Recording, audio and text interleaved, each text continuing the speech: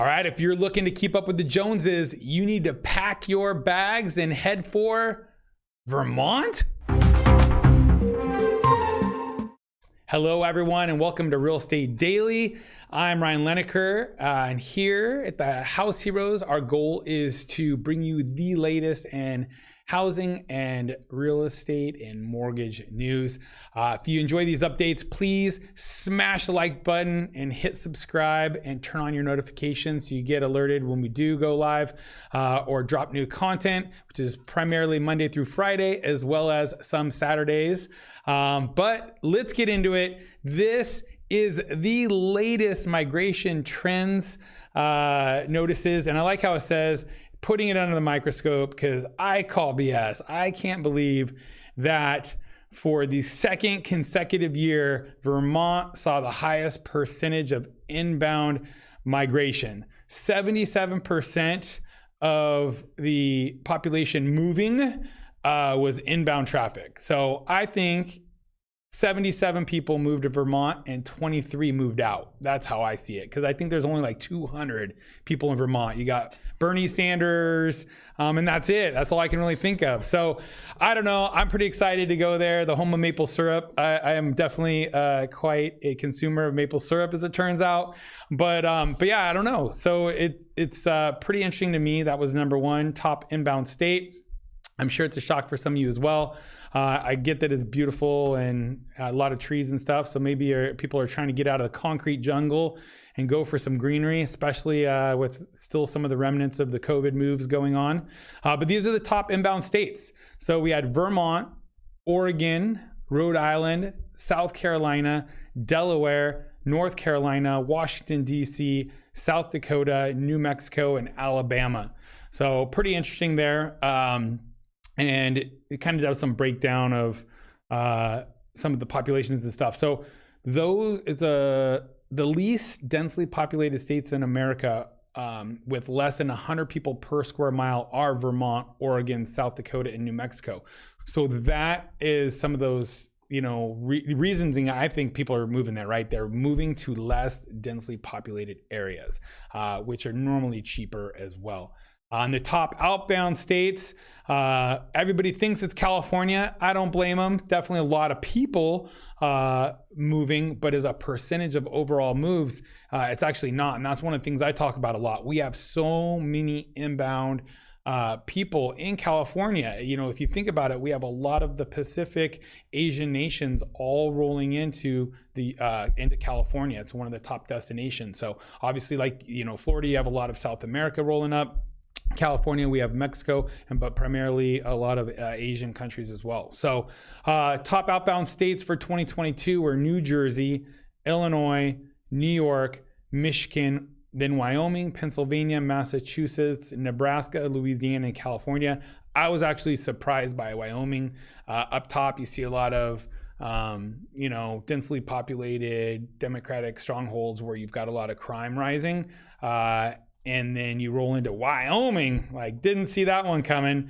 So a couple key takeaways here were down here. So for the last several years, Idaho was a top destination as Americans migrated from Northern California, Washington, and even Oregon due to a similar lifestyle in the state. I know we had a lot of people moving from Southern California, just looking to get out, wanted more space, less taxes, and a lot of the benefits Idaho brought. But now with an influx of new residents, housing prices and other living costs started to increase over time, and these popular destinations became hotspots for inflation. And I know that the wage versus property values in Idaho are some of the highest. So as a result, the study underscored that Americans are moving from expensive cities to lower density, more affordable regions. Idaho, unfortunately, it peaked out, it looks like, on affordability, and now they're moving to some of these other areas. So if I jump back up here, you had Delaware and New Mexico cited retirement as a top motivation for moving to the states. Contrary, Wyoming and Pennsylvania joined the list of top 10 outbound states. Moving for a new job or company transfer is cited as the top motivation for moving out of those states. So I get it. I grew up in Wyoming, especially you had a lot of drilling, you had a lot of wind turbine business in Wyoming, and a lot of that is very transitory. So they're moving, obviously. So you have a lot of drilling, oil drilling that's slowed down, but then with the projects that are wind-based projects, so they are definitely moving through a lot of those states as far as Montana and so on and so forth. So I could see that job motivation being a big move, because a lot of those people are there for work and only work. So super interesting study. So for your next night out on the town and people start talking about everybody moving, you actually have some new info you can be armed with to stun them, that Vermont and Oregon are the top 2 inbound states, and New Jersey and Illinois are the top 2 outbound, and California barely squeaked into the top 10. So everybody in Arizona, Idaho, Wyoming, Montana, I mean, they must think Californians are completely, they think that California is empty and that we've completely overran their state, but that's because there's so many people actually making those moves versus the actual percentage. So pretty interesting there. Another interesting headline I've seen growing some steam and getting a lot of hits recently is the potential ban on gas stoves. California was one of the leaders here. I know San Francisco came out with no new construction can have gas appliances. Now it's rolling into other cities, and they're talking about a statewide ban in 2030. Now we're seeing that US based, they're trying to consider a ban as well. They're actually trying to talk about it as being a safety issue, which is a little bit of a spin, because I know while San Francisco, has some older pipes and stuff like that, and so they're worried a little bit more about their infrastructure as far as safety. A lot of it was more worried about pollution and stuff like that. So, I know a lot of people in California are really excited to only have one mode of, heating their house and powering the house be electric, because, we've never had rolling blackouts here in California, and we have the best infrastructure for electricity. And now that we're going to all, electric cars here soon, we're going to be just styling with no gas, no natural gas, and all electric, because, what could go wrong? Nothing. We don't have any fires attributed to electrical. So it's good to just put all of your eggs in one basket. I'm really, really happy to see that being the new course we're taking here. But now it looks like the rest of the United States might be on ban. So what's interesting with this article, when you actually delve into it, it was less about the overall, the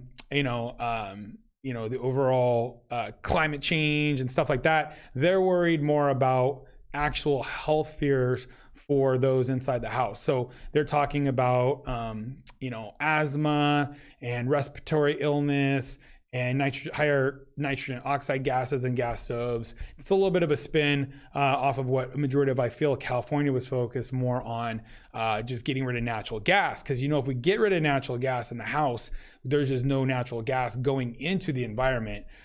So we don't want to read this forward article over here where it talks about, since the beginning of 2010, more than 31% of the natural gas in the Bakken region has been burned off or flared. It was actually easier to burn it off in place versus to bottle it and ship it somewhere where it can be used to heat a home or heat some food. So literally it just burned off into the environment. And so I know at least now we're not drilling much in the Bakken, right? So that's a good thing. But we still get our gas from somewhere, and 1.2 trillion cubic feet was flared in Africa alone. Oh shoot, let's definitely not look at that one. And oh my gosh, 150 billion cubic meters, or 5.3 trillion cubic feet, get burned off and wasted annually worldwide, or about 16 billion lost. All right, yeah, we'll just go ahead and click out on that one. We don't read that. We want to be safe. So we're going to be safe here in the US with no gas stoves. If you're a true chef out there and you believe that the only way to cook is over gas stoves, hopefully you can still have a gas stove in a commercial setting, but it looks like we're on the path to get rid of them out of every home. So anyways, that's it from us today at the House Heroes. If you got any comments on this, I want to know, are you one of those gas only, you can only cook on a gas stove type people, or are you good with whatever you got in the kitchen? Electric's fine. I know they're getting some of the, inductive, conductive, whatever, some of the electrical technology is supposed to be getting better. So as long as I have electricity during that rolling blackout, like, hey, I'm good to go. But anyways, yeah, give us your comments down below. We'd love to know what you guys' thoughts are on this, which way you lean.